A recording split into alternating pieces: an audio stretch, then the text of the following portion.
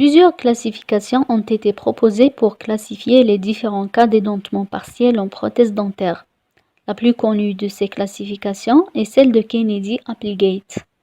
Dans cette vidéo, nous allons parler de cette fameuse classification.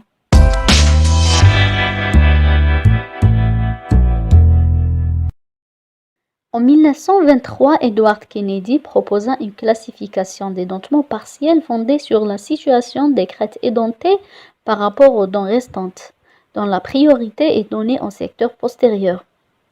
Cette classification comportera 4 classes. Mais avant de voir ensemble quelles sont ces 4 classes, nous devons jeter un coup d'œil sur la définition de quelques notions importantes en prothèse partielle. Alors, un édentement intercalé ou encastré est un édentement qui est limité par des dents bordant l'édentement antérieurement et postérieurement. Il peut être unilatéral comme il peut être bilatéral. On parle d'un édentement distal si le segment édenté est limité par des dents que d'un seul côté de l'arcade, qui est le côté antérieur. Du côté postérieur, la crête édentée occupe la position terminale de l'arcade. Pour un édentement unilatéral, un seul côté de l'arcade est édenté, alors que pour un édentement bilatéral, 2 côtés de l'arcade sont édentés. Parlons maintenant des différentes classes proposées par Kennedy. Pour la classe 1, il s'agit d'une édentation partielle bilatérale et postérieure. Comme nous voyons ici sur la photo, il y a l'absence de tout le secteur postérieur de l'arcade sur les 2 côtés. Donc il s'agit d'une classe 1 de Kennedy. Pour la classe 2, il s'agit d'un édentement partiel unilatéral distal. Ce qui est le cas ici sur la photo. On remarque l'absence de tout le secteur postérieur sur un seul côté. Donc, dans la classe 1, il y a 2 édentements postérieurs, alors qu'il n'y a qu'un seul édentement postérieur dans la classe 2 de Kennedy. Dans la classe 3, on trouve une édentation partielle bilatérale encastrée entre 2 segments dentés. Dans cette classe, les 2 canines sont présentes, alors que dans la classe 4, on trouve une édentation antérieure avec un seul segment édenté et traversant la ligne médiane. En 1960, la classification de Kennedy a été modifiée par Applegate. La nouvelle classification qui en résulte se veut plus rationnelle du point de vue thérapeutique. De plus, elle est plus didactique. C'est-à-dire elle utilise une conception pratique, facile à lire et à interpréter par les étudiants. Donc, Applegate ajouta 2 autres classes, en plus des 4 classes précédentes, avec quelques modifications. Les classes rajoutées par Applegate sont la classe 5, qui représente une édentation unilatérale ou bilatérale intercalaire de grande étendue pour lesquelles la partie édentée est limitée par une dent ne pouvant pas servir de support prothétique. Alors que la classe 6 représente une édentation intercalaire unilatérale limitée mésialement et distalement par des dents pouvant assurer le support prothétique. Modification de la classification Kennedy. Il est bien évident que toutes les possibilités d'édentement ne sont pas toutes comprises dans ces 6 classes fondamentales. Pour bien cerner tous les problèmes rencontrés lors du traitement de ces classes, Kennedy a eu recours à des classes supplémentaires en adaptant le terme de modification. Chaque modification introduit un segment édenté supplémentaire et intercalé sur l'arcade dentaire résiduelle.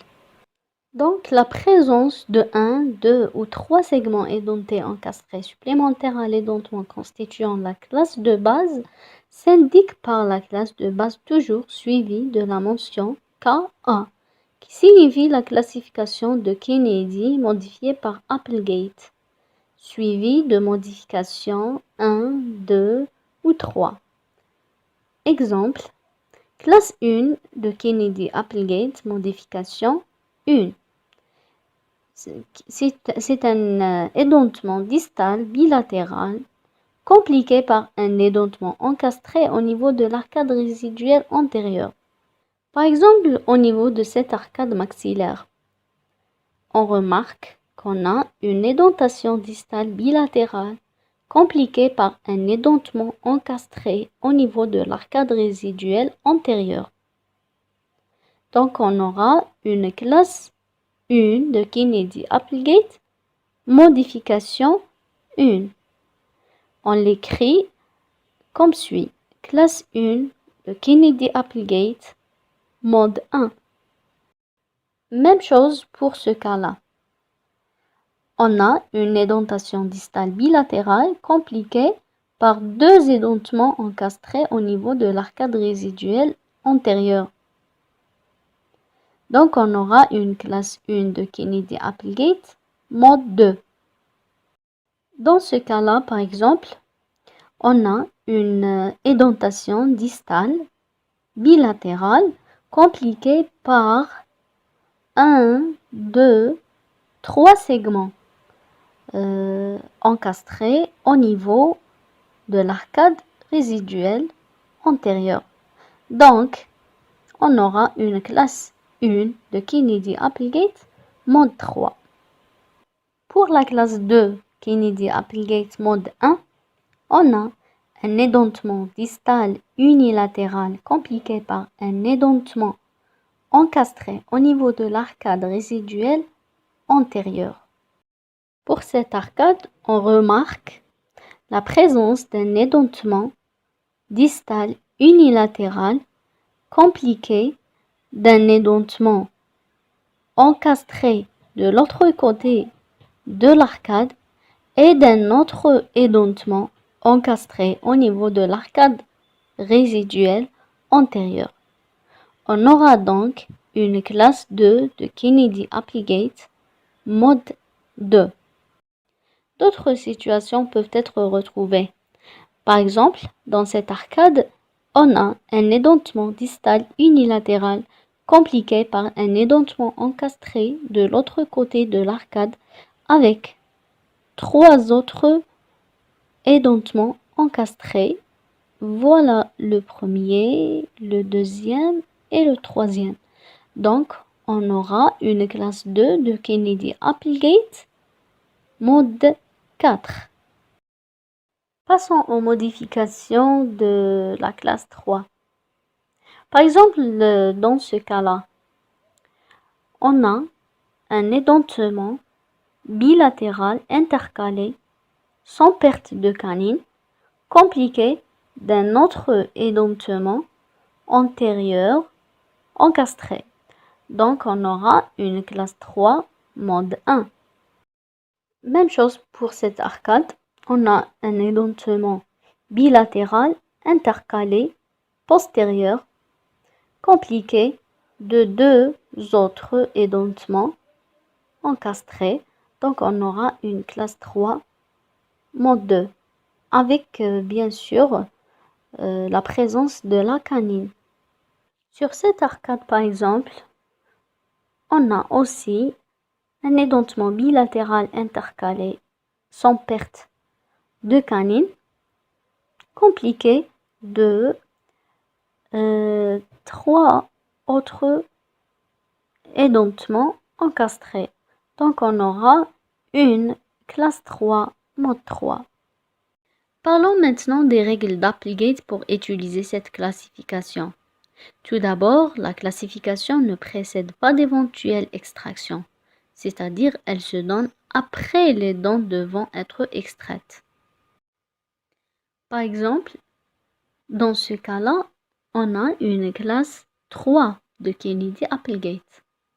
Mais si ces deux dents sont à extraire, nous devons faire l'extraction de ces deux dents, puis donner la classification selon Kennedy-Applegate.